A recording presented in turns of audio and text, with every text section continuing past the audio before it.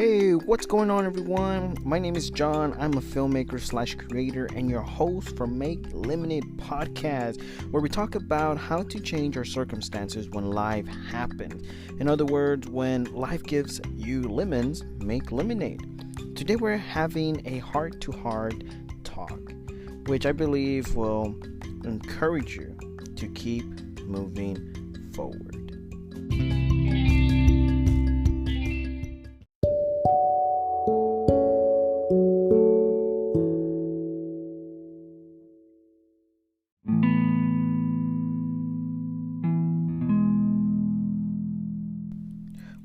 Welcome, everyone. I'm so glad you're here today.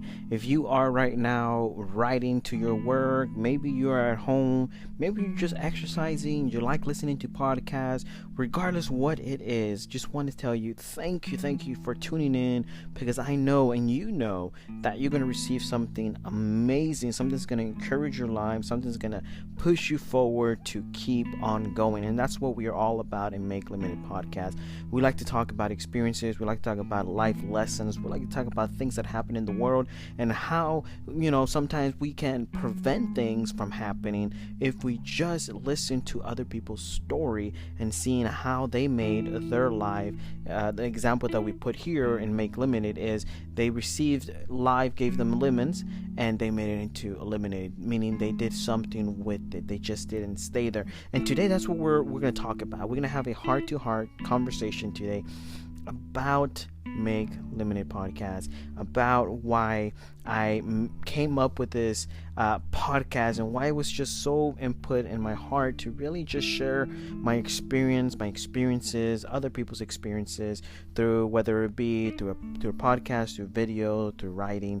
And this is one of the ways that I love to share my story. This is one of the ways that I enjoy sharing it, and I know that it is being heard around the world, and I enjoy it. Something that I never thought actually would happen, sharing my story all around the world. And I'm really thankful for Anchor that has given me the opportunity to really, get my voice heard out there by just distributing my content to different podcasts wherever you are at and listening to at the moment. So thank you so much. And if you heard today, in the beginning, there is an ad that I put.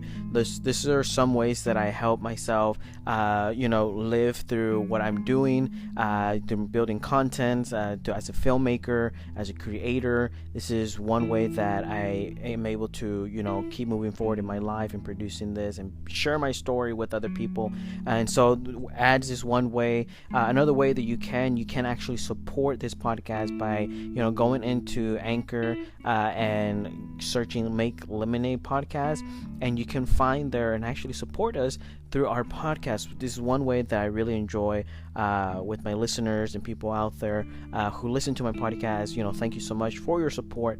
It's much appreciated. Now let's get into it, right? Because this is a heart-to-heart conversation, so there's not going to be no cuts. It's just going to be a kind of like a raw talk about why I came with Make Lemonade podcast. So let's start from the beginning and let's see where it all began. So when I was about 25 years old, and Make Lemonade, it was like around 2015. So at that time I had a heart attack. Okay, unexpectedly, it was a Sunday afternoon. Sunday afternoon, yes, because everybody was coming back from church. That's the main thing that I remember. And I was at home at that moment, going through some crazy things in my life at that time.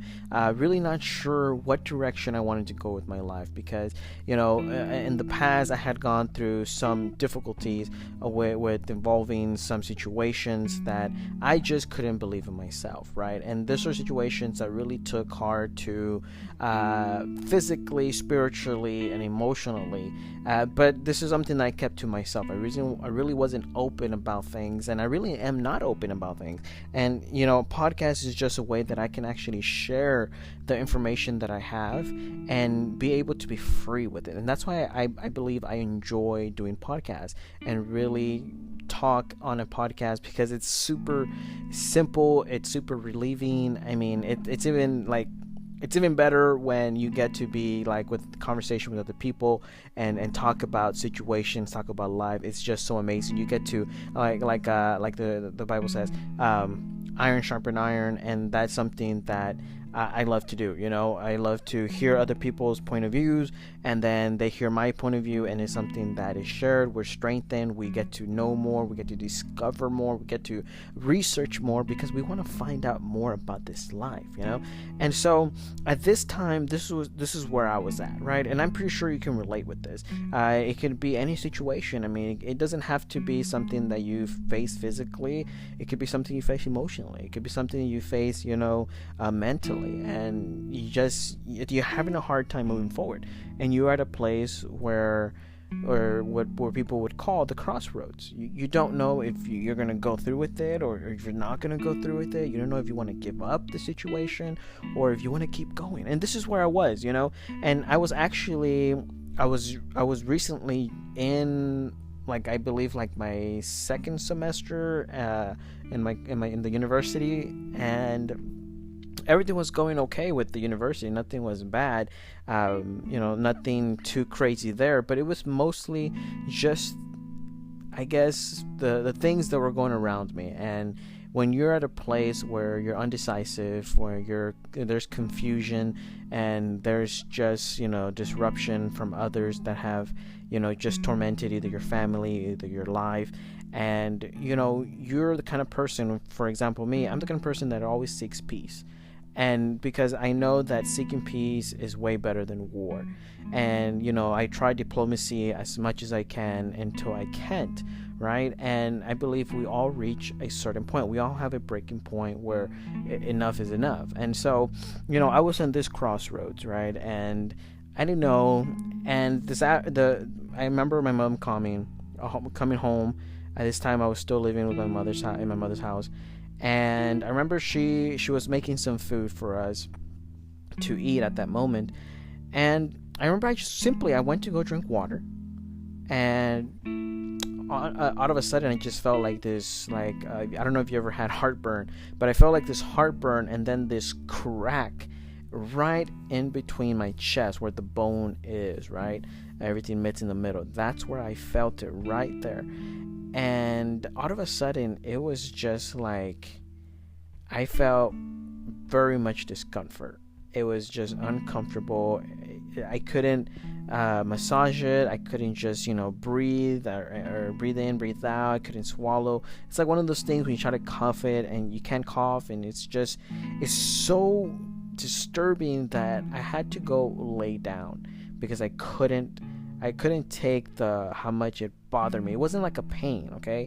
It wasn't like I'm hurting, please help me. This is something like, it's just so disturbing that you're like, you can't rub it, you can't, do anything. So you're trying to get yourself comfortable so that you can like somehow get over the non-pain that you're feeling. And so at this time I went to my room, and I couldn't get over the pain.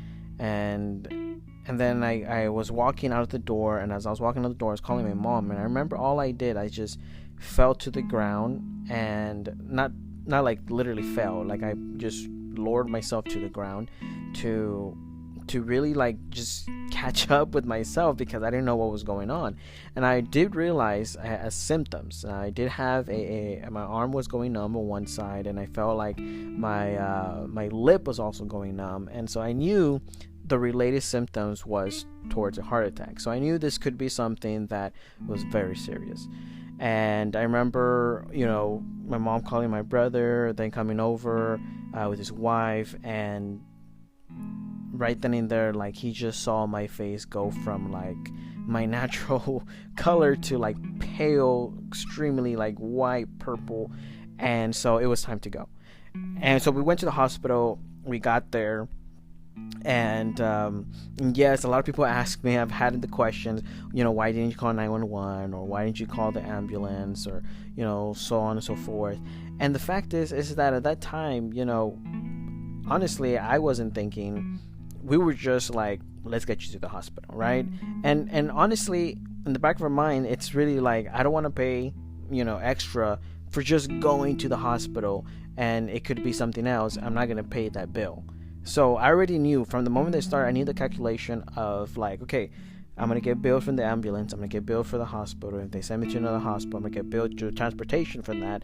And then I'm going to go and get billed for the hospital I stay in or any surgical thing that they do, right? And the bill just kept on bouncing. I knew that for sure. That was like the number one thing in my head.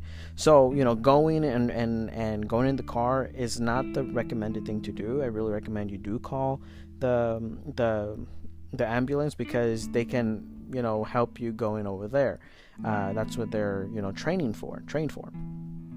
So going on with the story, we got there, and I remember the lady was trying to be calm. She was trying to be she was trying to be funny, and they took me in the room and they did an EKG, and sure enough, it was a heart attack. And it wasn't just any heart attack. The nurse had told me that it is a massive heart attack, and that they were so glad that I came in, because if I would have come in, I would have, it would have been 10 times worse. So they put me in a room right away, and then they started doing the IVs. They started doing they're like little pills now. They're little pills. I forget their name right now, but they're pills that they put underneath your tongue, and that it's supposed to thin out your blood so that you can, move forward and keep going. And then little by little, it's gonna thin out your blood. So then if it's a clot or something, it can unclot and go. That's the idea, right? But it wasn't. It was actually getting worse. And they were asking me, "What's your pain? What's your pain?" And I have said in the beginning, it wasn't pain that I was feeling. It was discomfort. And so, in order for them to really focus that it was painful in a discomfort way, I had to tell them that it was like a 10, 8, because, if you tell them they're a 5 and they're like, okay, well, they don't worry as much, right? So I knew that it was something that I really wanted to get looked at and see what it really was. They're saying I'm having a massive heart attack. I want to take care of this and get this, over with. So sure enough, they took me into the Halo, got to another hospital, and from there they took me into surgery. They didn't do surgery per se. They did do a stent, but not the stent that everybody's telling me. And the stent that everybody's telling me is like they actually put something in your heart so that it can relieve the clot or something like that. But that's not what it did. All they did is they put like an IV through one of my veins, and it was like a little device that just goes in and relieves the clot that the person is having. And so that's what they did to me. And so from there, I spent 5 days in the hospital, and then after I was done, and that was it, right? I was out of the hospital after 5 days. And that's when everything like really came into perspective, because you don't realize how much life is valued until it's like gone, right?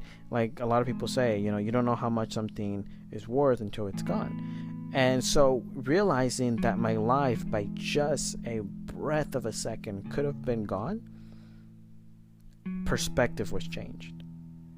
And not saying that I was a horrible troublemaker of a person. No, I wasn't. I'm just a person who, sticks to themselves, talks to people. It's a friendly person. Like I said, I always seek peace and everywhere I go, not seeking any trouble.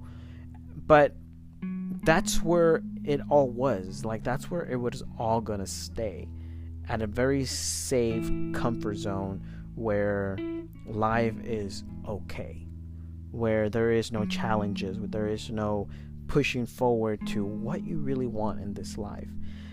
And that's what started Make Lemonade, because I started realizing that life had given me an unexpected gift, right? It gave me some lemons, and I didn't know what to do with them. And I was confused, because I believed in myself at this time to be strong physically, and I believed to be strong mentally, and I believed that I was like spiritually strong. And all of a sudden, I was tested to like the point of death, and I realized that the life is more than just having physical strength. Life is more than just thinking that you are spiritually in a good place, or you are in a good place. It's more than that, and it's life with a purpose, and it's life that we all have something to give that we need to share with others. And that's what make Limited Podcast, and that's what made me to go when I was in college, really change my career into filming, because I believe that there was a way that was going to be able to share my story with everyone all around the world, everywhere, and not just to share my story. And at this time, YouTube wasn't even as crazy as it is now. At this time, it wasn't. It was just barely starting to pick up. But my main reason to share my story was because I wanted people to be encouraged. I wanted people who might have been going through the same situation. You had a heart attack unexpectedly, you didn't know what to do, you were really down into, this breaking moment, and you had bills that were just coming in and just making it worse. It's crazy how they were able to charge me and get all these bills first before they even fix the issue. And I understand there's a process, right? They have to get paid for what they do, and they give you different ways to help you out as well. I'm not gonna just say negative things about the hospital I went through, but I do want to say that they did offer help when it comes to situations as pain, as recovery, and all these things that come with it. And so this was the main focus of make Limited Podcast, and sharing my story on YouTube, wanting to be a filmmaker, because I believe that everyone has a story in their life, and everyone has a purpose, and that purpose is only going to be found to self-discovery. That purpose is only going to be found when you listen to others that you look up to, or you listen to others who want to share this positivity and share their situation of life and how they turned lemons into lemonade. And that is the main purpose of it. That is the main purpose of this whole podcast, because there's a lot of insights that people have. People have gone through situations, and one of the things that I love that has been said before is that nothing is new under the sun. People have gone through many situations, and now is the time to share those situations. There has not been a better time in history to share our stories. There's been many times. I mean, it all started from having a fire that everyone would gather around in the beginning and talk about stories, talk about their life experiences. What did they went through? Give the people a story. And this is what this is all about. Giving people the story that can help someone else. Because maybe someone else out there doesn't know that they can get help and pay all those bills in the hospital without them paying a penny, right? And I mean, at this moment, it was really, really upside down for me. I just had recently lost my job. I didn't have any insurance anymore. I didn't have insurance for pretty much my vehicle myself. And I was really going to school and really trying to make it on just that money. And it was hard. It was hard because, I wasn't just staying at home and not wanting to work. I actually would go to different jobs, different restaurants. And no, I was either underqualified, overqualified. They didn't want kids. They didn't want workers that were in school. And I mean, there were so many reasons, but the only thing I did was just keep on moving however I could. And, I remember one program that I needed to go into in order to be accepted to that program so they could give me a voucher to go to the doctor and stuff like that. I remember I had to quit my job that I had. I remember going to my manager and the supervisor and talking to both of them and being like, you know what, this is my situation. this is what's going on in my life. I'm not really a person who I really hate what I'm doing right now. I hate quitting on things, but in order for me to get this help, I have to quit, because the job that it wasn't giving me enough to even pay for medical bills, might as well myself. So I needed something that could help me out to do that. And so at the meantime, that's what I had to do. I had to do something to survive in order to do that. And let me tell you this, it wasn't easy at all. It wasn't easy. It was one of the most hardest, embarrassing things to do.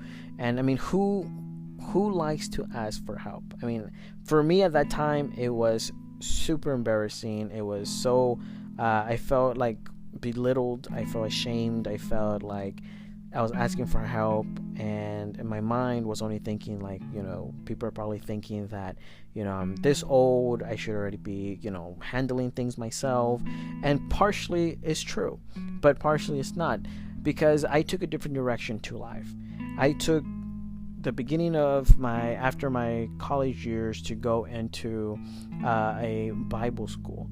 And I did that for 2 years, which it was a good and bad experience that I learned from it. And then secondly, I went into my I believe it's called, I don't remember. My second step was to go to college. So I went to a community college to get my associate's degree. And then I went to university to get my bachelor's degree. So that in itself took a certain amount of years to get to that place. So I felt already behind in my situation in life. I felt like, everyone that I knew was already ahead. Some people were already graduating by the time I was getting back. And I felt at a certain point alone, and, you're 25, you feel like you're getting old. And at the time, you don't see where you're at, right? You don't see that life is more than just what people think. Life is more than just a position that you hold. And I believe that sometimes in our lives, we let people opinions matter more than what we think about our own self, if that makes sense. We would rather value someone else's thoughts about what they think about us than what we actually believe about ourselves. And this is one thing that I discovered. You can go into the computer, into the internet, and you can do all this research of what kind of personality you have, what kind of person you are, and you can come up with a whole map and of self-discovery of what the internet says that your personality is according to what you like and dislike. But honestly, all of that is just a data that says what you are according to this measurement. But the truth and the fact is that no matter what anyone says, you believe what you are. If you believe that you are a great person and that you're going to be successful, then you push to be that great person and to become that successful person that you want to be. Because no one in this world can take that away from you. The only person that can stop is you. The only person that can stop you from doing anything is yourself. And that's the honest truth. There's a movie called Goal, and it's about a low-income kid that he's young, but he's very good at playing football and soccer, right? And he's very good at it, and he gets seen by some club that happens to have a daughter that lives near where he lives, and he's visiting, and he sees and he tells them, hey, come to, I believe, England or something like that, or Spain, and we'll talk, and you can try out for Arsenal, or no, it wasn't Arsenal, it was Real Madrid, and you can play for us, for them, and I can get you there. But it wasn't guaranteed. And so he took the risk of doing this, and long story short, he ended up making it. But there was this one thing that was going to bring him either back, this one choice that was either going to bring him back to where he was, or he was going to keep going. And it was one of the most hardest things ever. You see, his father was not a big fan of him playing football because he believed that it wasn't going to get him anywhere, and it was a dead dream. It was a dream that was not going to happen. He was just, messing with the boy's mind, and he was not going to succeed. And he would rather him stay here building the business than going out there and chasing a false dream.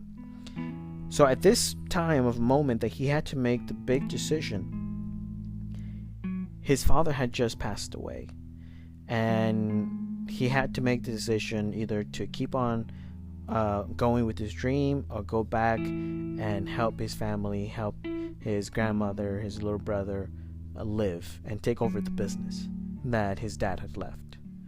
Or he was going to stay where he was and move forward with his dream.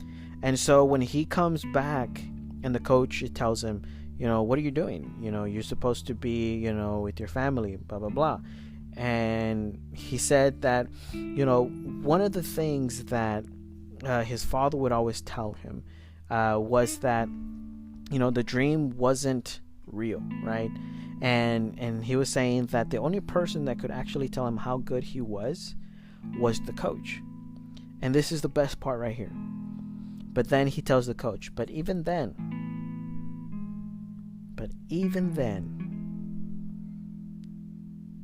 he might not agree. That is the most important part of that story, because it's a challenge that we all go through. It is really life challenging situation and life choices that we have to come to and really think about, because at that point that we all reach, we either decide to go fully for a dream or return back and become what others say we are. And I'll leave you with this one story that really is close to my heart. And it's a story of the man who found a treasure in a land. You see, this man was walking one day, and he was in this land, and he found this treasure. And he hid the treasure, and then he went back to where he was. He sold everything he had, and then he came back and bought the land. This story is super impactful for me. It motivates me, it pushes me to keep going every day towards my dream. And every time that I feel that I'm not good enough, every time that I feel that I'm not worthy enough to even be in this, I don't have enough experience, I'm not capable of, I'm too old, there's new generation rising up to become this new thing. Every time those thoughts come to my head, this one story always motivates me to keep going, because the moral of the story is, if you believe that is worth it, then spend everything you have to reach that dream. Everything you have to reach that dream. That means your sleep. That means getting up early in the mornings. That means, working really hard to do that one thing that you want to do in life. And the beautiful thing about this, and this is the thing I think some people, even including myself, we have struggled with. We have 1,000 things that we want to do, right? And we don't know where to start. But let me make life easy for you. Do one thing, okay? Do one thing. And that one thing that you want to do, the main thing you want to do it. And then everything else will come to its own place. And additionally, everything would come to its own place. Believe me. Alright, guys. That is for today, our podcast. And I hope that you were motivated. I hope that you were encouraged to keep on going and keep moving forward in life. Because life can get hard. Life does give us lemonade. It does give us lemons. But it's up to us to turn it into lemonade. Alright, guys, thank you so much for being here. I hope that all of this Make Limited podcast has been encouraging you and helping you to move forward in your life, because that's the main purpose and that's what we're here for. So we'll be talking to you later, and you have a great day.